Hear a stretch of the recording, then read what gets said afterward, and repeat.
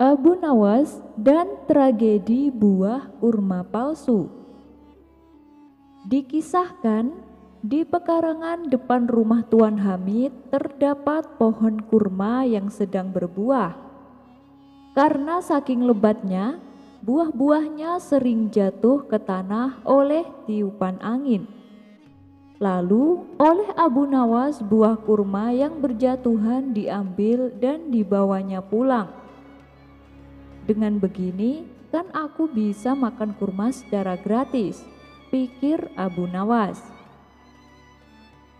Pada keesokan harinya, sebelum keduluan orang lain, Abu Nawas buru-buru mendatangi pekarangan Tuan Hamid.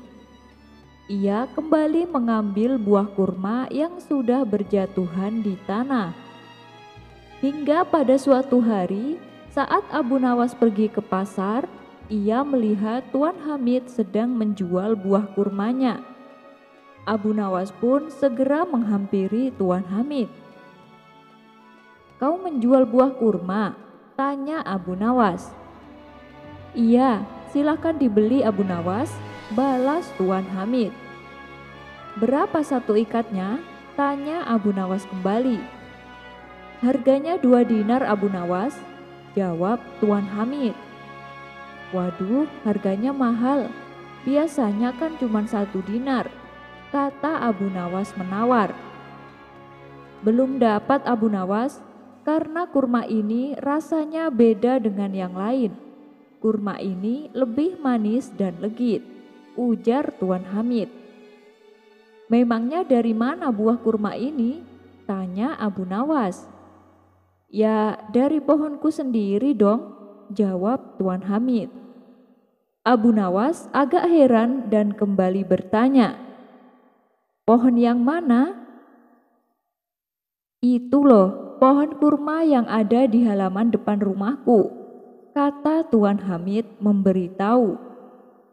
"Tapi apa kau yakin kurma yang kau jual ini bukan kurma palsu?" tanya Abu Nawas memastikan. Tuan Hamid pun bingung dengan pertanyaan Abu Nawas ini. "Kurma palsu? Bagaimana mungkin?"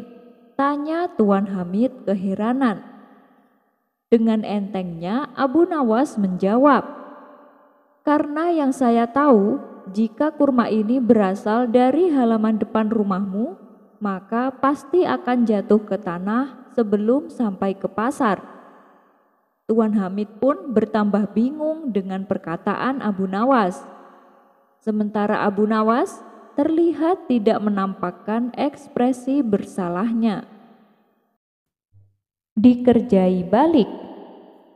Karena kebutuhan ekonominya yang mendesak, Abu Nawas terpaksa akan menjual angsa miliknya.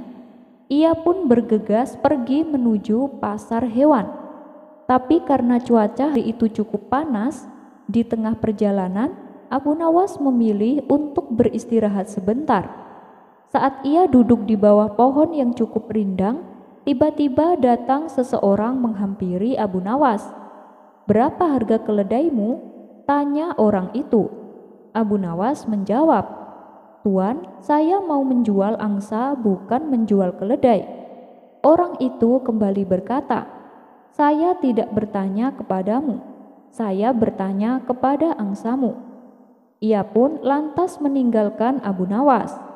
Rupanya orang tadi hanya ingin menguji kecerdikan Abu Nawas. Dan kali ini Abu Nawas kena batunya. Abu Nawas mengelabui monyet ajaib. Sosok Abu Nawas memang sangat cerdik dan lihai bila berhadapan dengan kawan maupun lawannya. Bahkan beberapa lawannya kapok dan tak berani menantang Abu Nawas untuk berdebat lagi. Tapi bagaimana jika lawan Abu Nawas adalah dari kalangan binatang? Yaitu seekor monyet yang sudah terkenal reputasinya sebagai monyet ajaib dan jenius. Berikut kisah lengkapnya. Kisah ini bermula ketika Abu Nawas mendapatkan hadiah dari Baginda Raja. Ia berniat mentraktir teman-temannya di warung tempat biasa mereka berkumpul. Tapi ternyata teman-teman Abu Nawas sedang berada di lapangan. Pemilik warung mengatakan bahwa ada pertunjukan menarik di sana.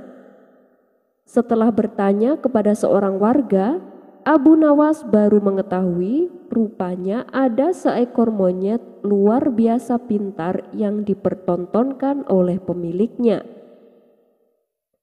Monyetnya bisa mengerti bahasa manusia, dan yang lebih menakjubkan lagi, monyet itu hanya mau tunduk kepada pemiliknya, kata warga itu.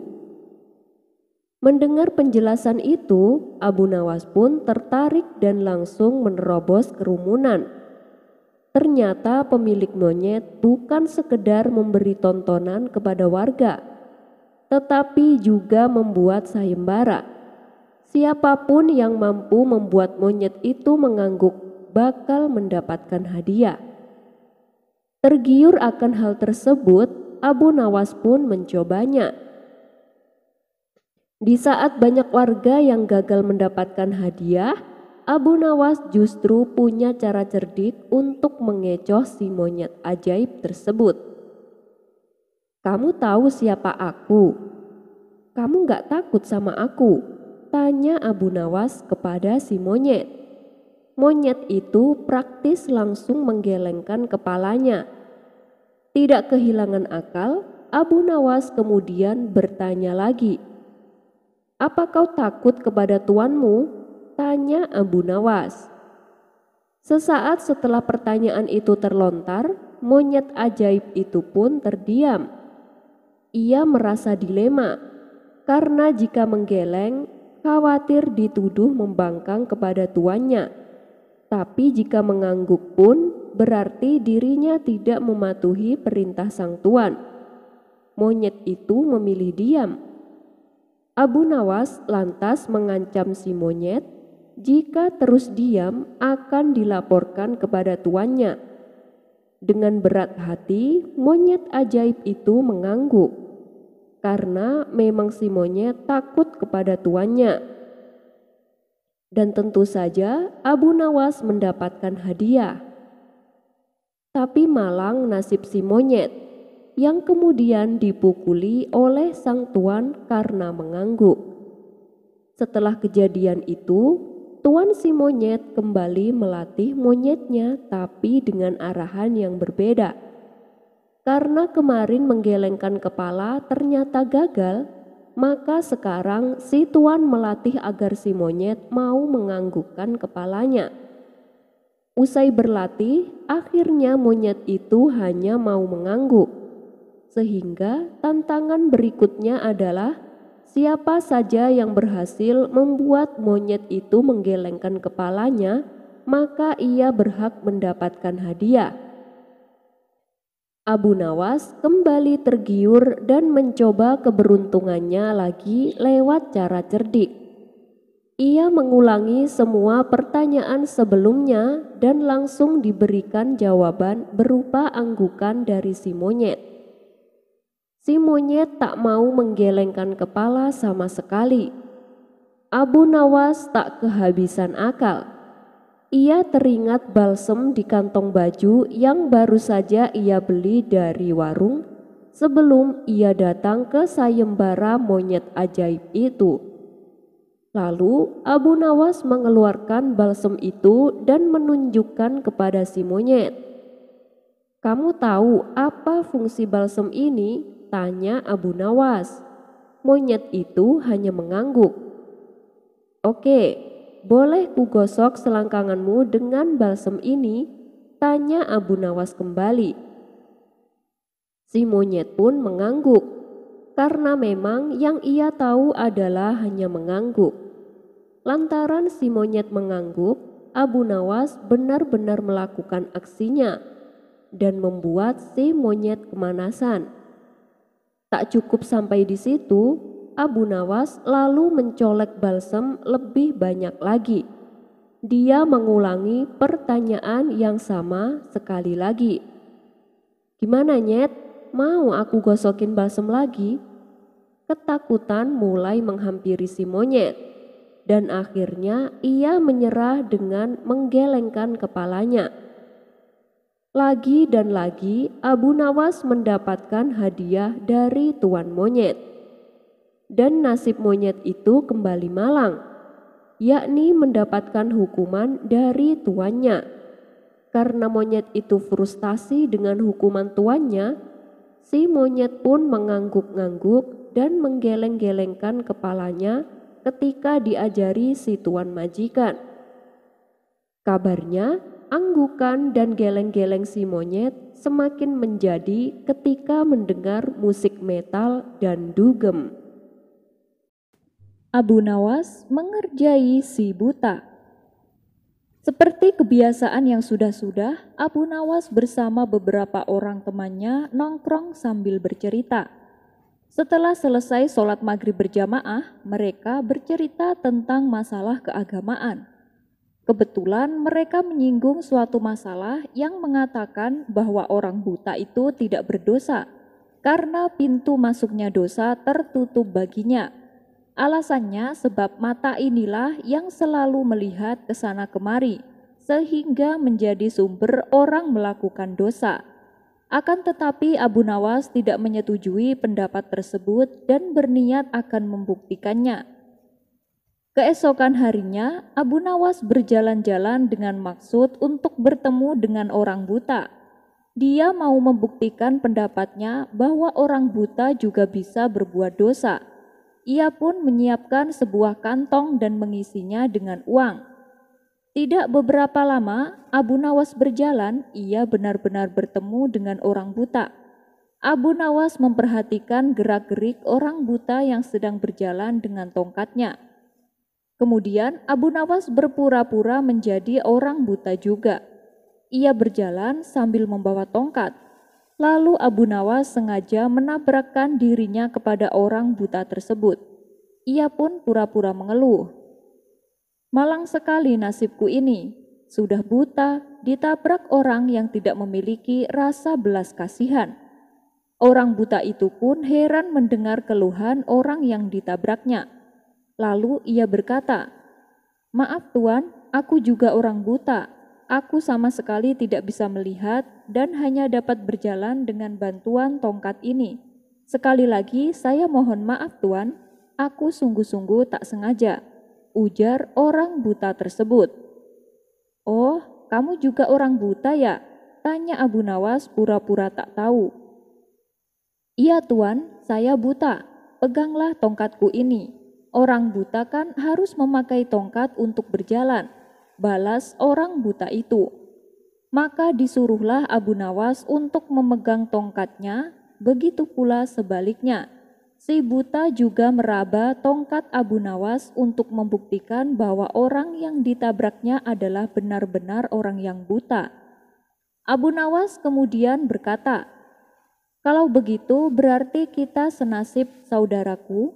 Gimana kalau kita mencari rezekinya bersama-sama?" Orang buta itu pun menyetujui ajakan Abu Nawas. Lalu mereka berjalan beriringan. Orang buta itu yakin bahwa orang yang ditabraknya itu juga buta yang senasib dengan dirinya. Keduanya pun saling memaafkan dan terus berjalan bersama-sama untuk mencari rezeki. Di tengah perjalanan, Abu Nawas berpura-pura mau kencing dan meminta tolong kepada si buta itu agar memegangkan dulu kantongnya yang penuh berisi uang.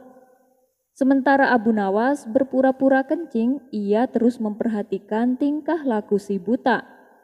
Tampaklah si buta itu sedang meraba-raba kantong yang dititipkan Abu Nawas. Hingga terbesitlah niat jahat di hatinya. "Wah, kantong ini banyak sekali uangnya. Lebih baik aku mengambilnya lalu pergi. Lagian dia juga gak bakal bisa mencariku," pikir si buta sambil tersenyum. Ia lalu pergi meninggalkan Abu Nawas dan mencari tempat persembunyian agar Abu Nawas tak dapat menemukannya.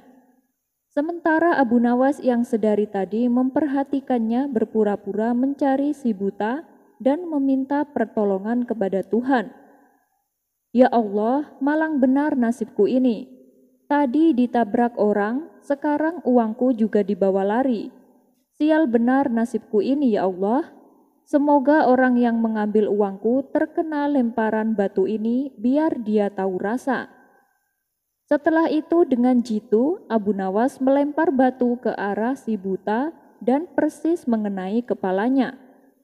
Aduh, kok bisa kena ini? Rintih si buta kesakitan. Hal ini membuat si buta kelabakan. Ia pun segera beranjak pergi mencari tempat lain untuk bersembunyi. Akan tetapi Abu Nawas yang berpura-pura buta mengikuti si buta itu kemanapun ia pergi. Setelah dekat, Abu Nawas kembali memohon kepada Tuhan. Ya Allah, semoga orang yang mengambil uangku kepalanya terkena lemparan batu ini. Tak lama kemudian terdengar lagi suara kesakitan dari si buta. Aduh, kok kena lagi? Sambil memegangi kepalanya yang benjol. Si buta pun menjadi panik dan heran kenapa doa temannya itu selalu terkabul. Ah, mungkin hanya kebetulan saja, ujar si buta menghibur diri.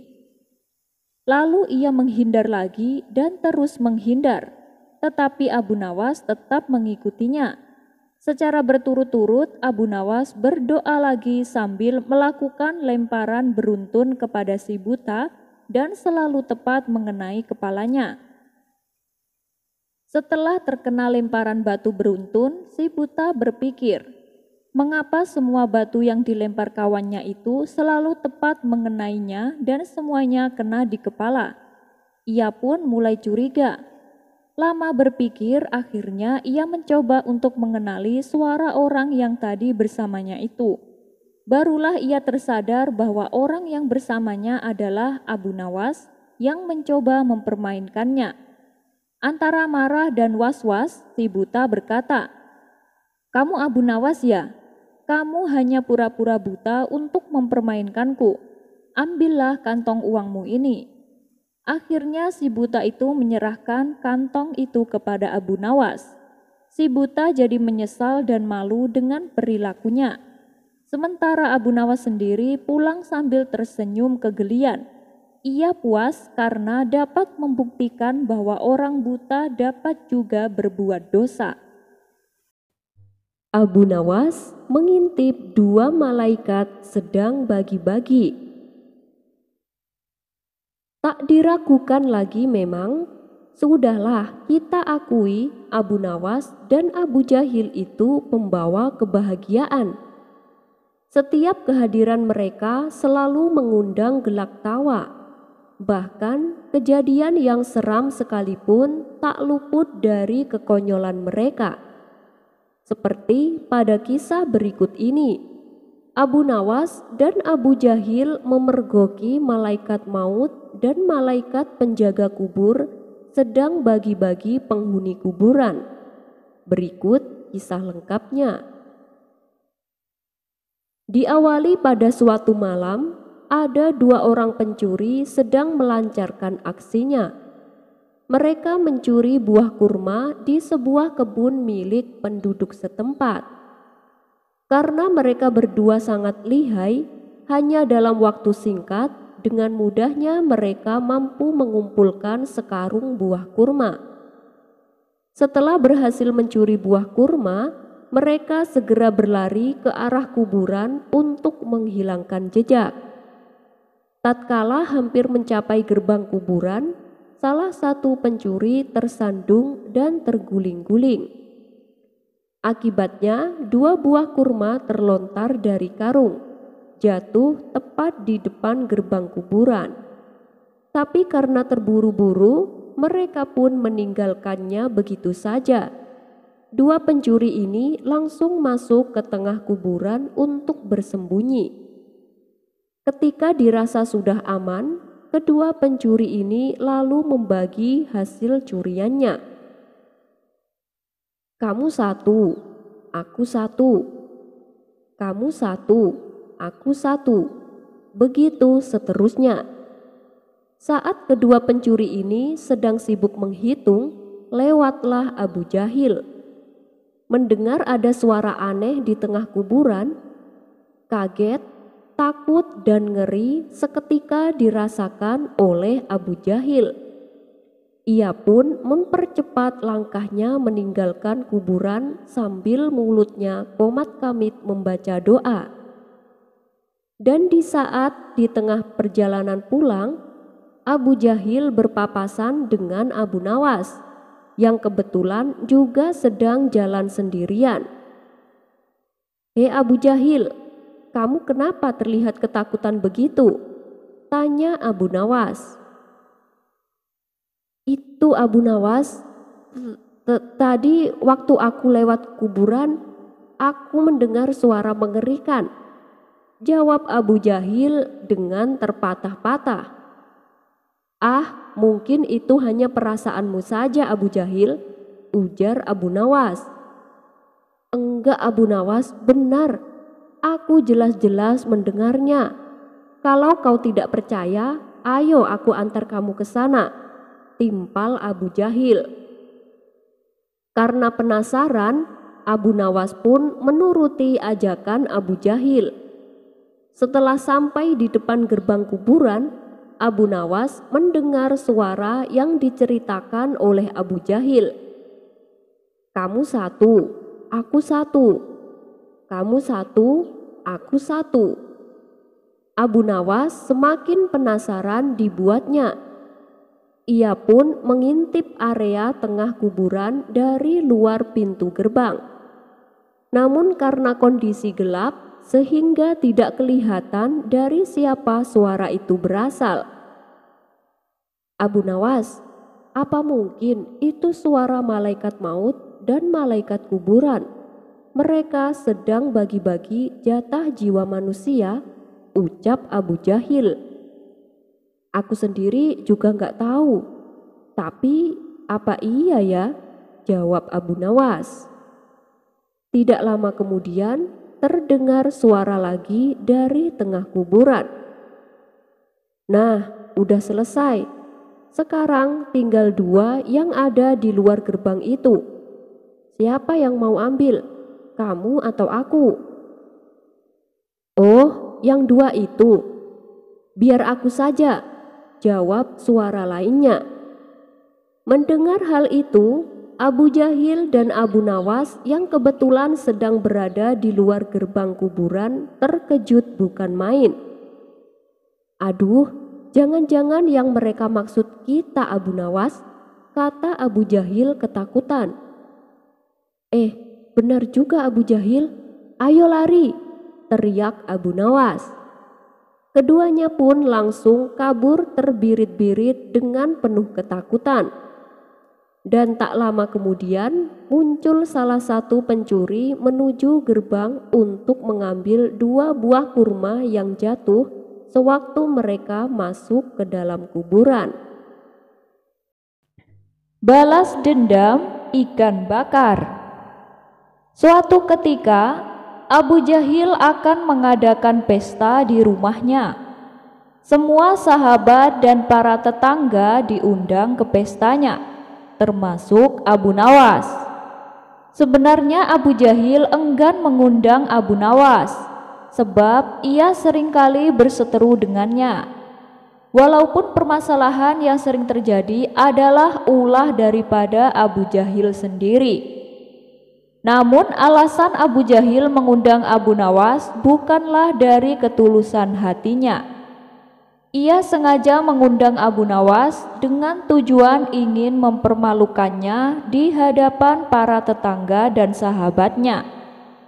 Abu Nawas yang tidak menaruh rasa curiga tetap berangkat memenuhi undangan Abu Jahil. Sesampainya di rumah Abu Jahil, tampaklah orang-orang sudah berkumpul di rumahnya. Mereka duduk di depan meja makan yang penuh dengan hidangan ikan bakar. Begitu mengetahui kedatangan Abu Nawas, Abu Jahil segera menyingkirkan nampan yang berisi ikan-ikan besar. Ia menggantinya dengan nampan yang berisi hidangan ikan-ikan kecil. "Selamat datang Abu Nawas, silahkan masuk," sahut Abu Jahil. Abu Jahil lalu mempersilahkan Abu Nawas duduk tepat di depan meja yang terdapat hidangan ikan kecil. Sementara Abu Jahil dan kawan-kawannya duduk di depan meja yang terdapat hidangan ikan besar. Dasar Abu Jahil, sifatnya tak pernah berubah, gerutu Abu Nawas. Mari semuanya, silahkan menikmati hidangan ikan bakarnya, ucap Abu Jahil mempersilahkan. Orang-orang pun mulai menyantap ikan bakar dengan lahapnya. Sedangkan Abu Nawas hanya menatap hidangan ikan-ikan kecil di hadapannya. "Kenapa diam saja Abu Nawas? Silahkan dimakan hidangannya," kata Abu Jahil meledek. "Terima kasih Abu Jahil," balas Abu Nawas. "Bila aku berterus terang meminta ikan yang besar, pasti Abu Jahil akan mempermainkanku.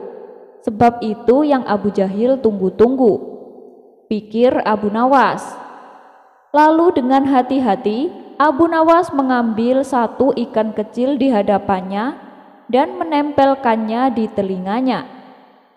Melihat tingkah Abu Nawas ini membuat Abu Jahil meledeknya kembali. "Kamu akan makan ikannya lewat telinga Abu Nawas," ledek Abu Jahil. Dengan ekspresi muka serius, Abu Nawas berkata, "Tidak Abu Jahil, ikan kecil ini sedang berbicara kepadaku. Apakah kalian dengar apa yang diucapkan ikan kecil ini?" tanya Abu Nawas. Seketika orang-orang di sana terkejut mendengar penuturan Abu Nawas, termasuk Abu Jahil sendiri. "Tidak Abu Nawas, memangnya apa yang dikatakan ikan kecil itu?" tanya mereka penasaran. "Sesungguhnya ikan kecil ini berkata kepadaku. Ia memberitahuku kalau ikan-ikan besar yang ada di sebelah sana adalah ikan yang telah memakan ayahnya. Ia menyuruhku untuk membalaskan dendamnya dengan cara memakannya kembali," ucap Abu Nawas menjelaskan. Seluruh yang hadir pun tertawa dengan ucapan Abu Nawas. "Hei Abu Jahil, kalau kamu tidak memberikan ikan besar itu kepadaku, maka terpaksa aku akan memakanmu.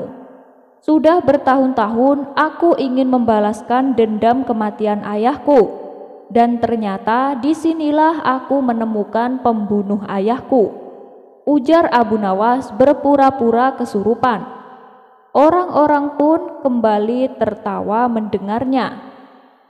"Kurang ajar Abu Nawas, ada saja cara dia meminta ikan yang besar," pikir Abu Jahil. Terpaksa ia pun menaruh hidangan ikan besar di hadapan Abu Nawas. Rencananya untuk mempermalukan Abu Nawas mengalami kegagalan untuk kesekian kalinya.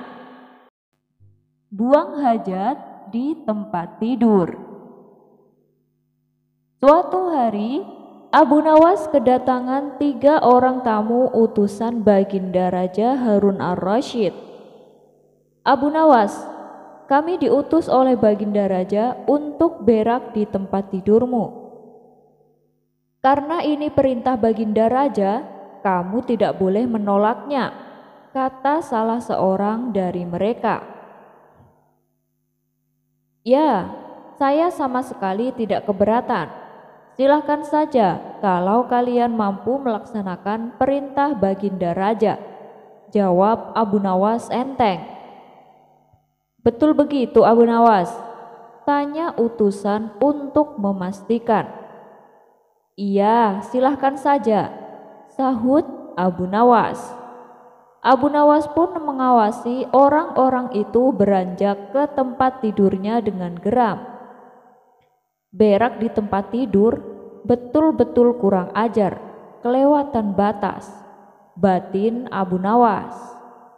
Pada saat mereka hendak bersiap-siap berak, mendadak Abu Nawas berkata, "Hei, maaf nih, ada yang lupa saya sampaikan kepada kalian." "Apa itu Abu Nawas?" tanya mereka.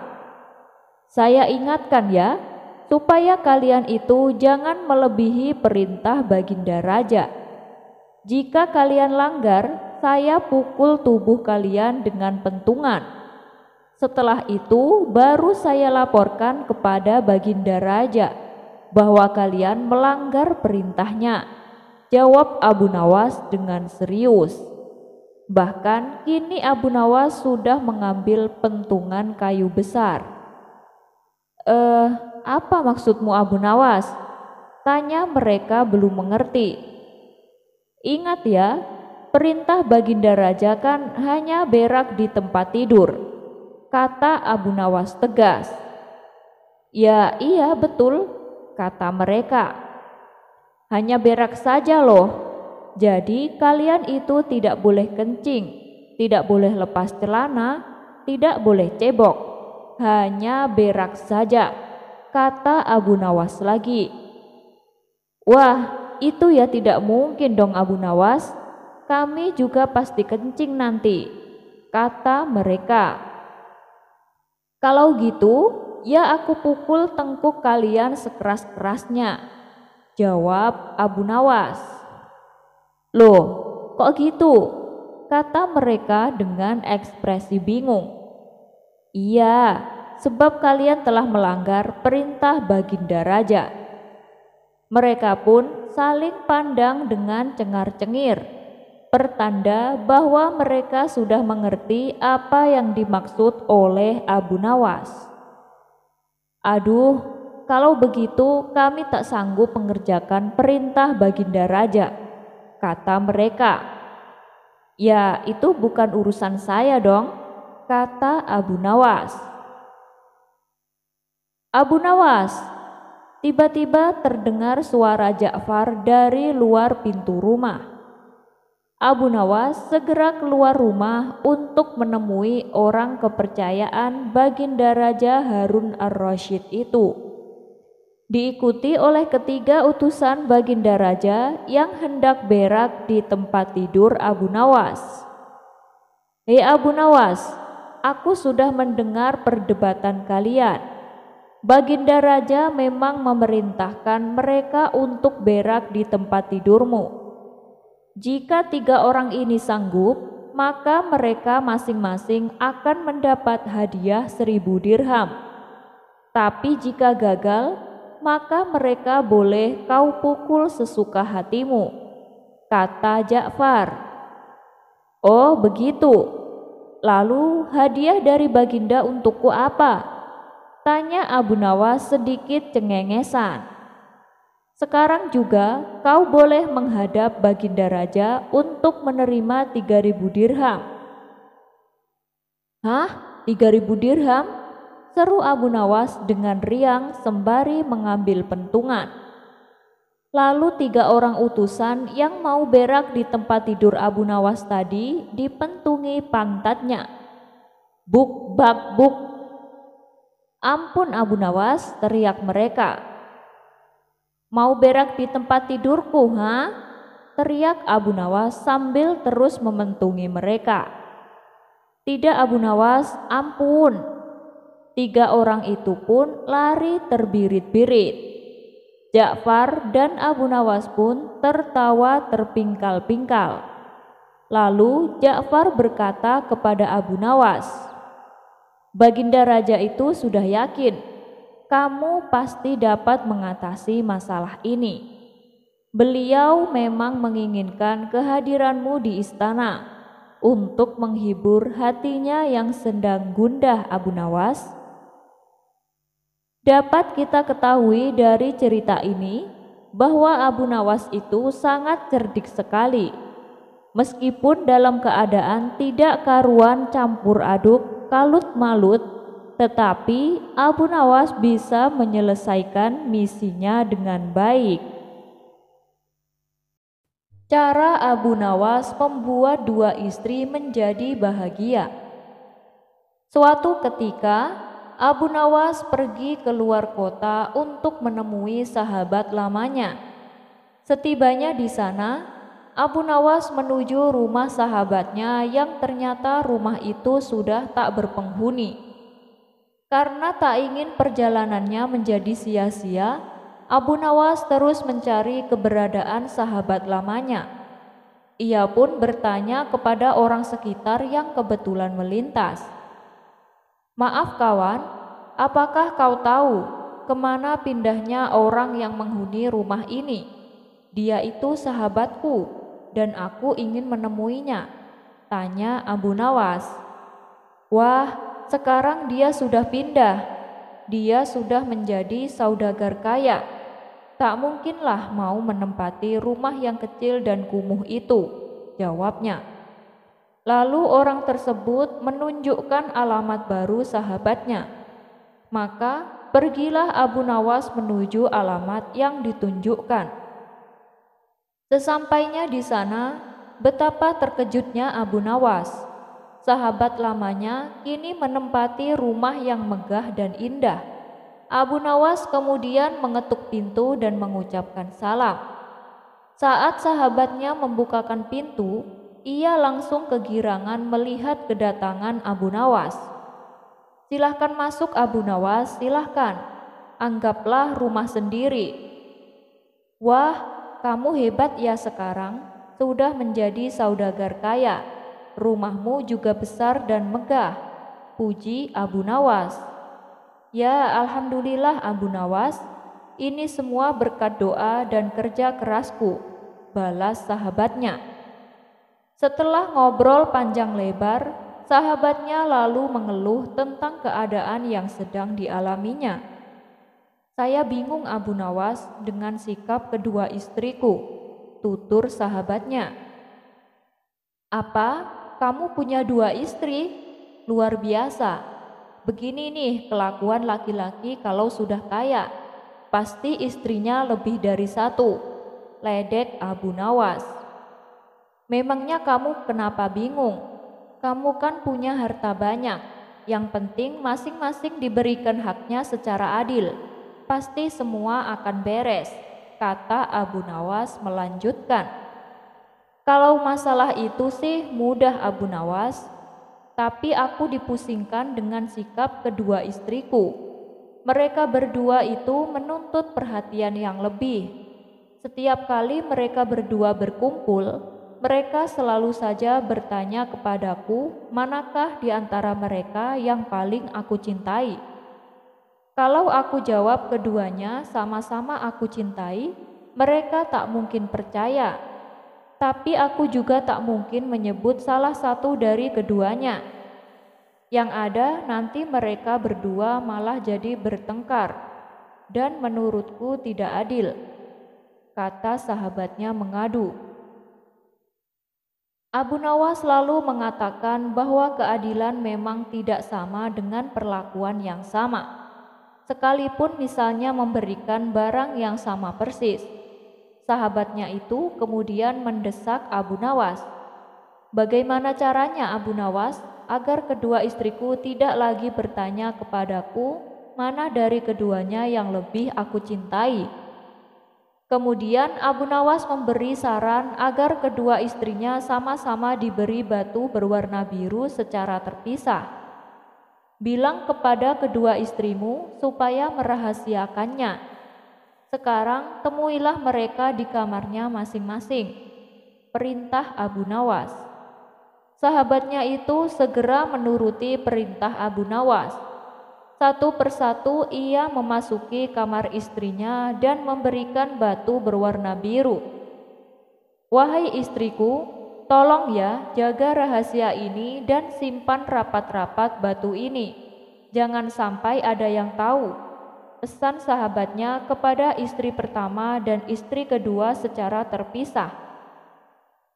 Setelah selesai menjalankan perintah tersebut, sahabatnya lalu kembali menemui Abu Nawas. "Saranmu sudah aku lakukan Abu Nawas, kemudian apa lagi yang harus aku kerjakan?" tanya sahabatnya. "Begini, sekarang aku akan berpura-pura bertanya kepadamu, dan kamu jawab dengan suara yang lantang agar kedua istrimu mendengarnya," ucap Abu Nawas. Lalu Abu Nawas bertanya dengan suara yang cukup keras, "Wahai sahabatku, kedua istrimu itu sangat cantik. Lalu mana istri yang paling kamu cintai?" Sahabatnya itu lalu menjawab dengan suara yang tak kalah lantang, "Istri yang paling aku cintai dari keduanya, ya yang aku beri batu berwarna." Dari dalam kamarnya masing-masing, kedua istri sahabatnya merasa dirinya yang paling dicintai oleh suaminya. Dan sejak saat itu, mereka tak pernah lagi bertanya siapa dari mereka yang paling dicintai oleh suaminya.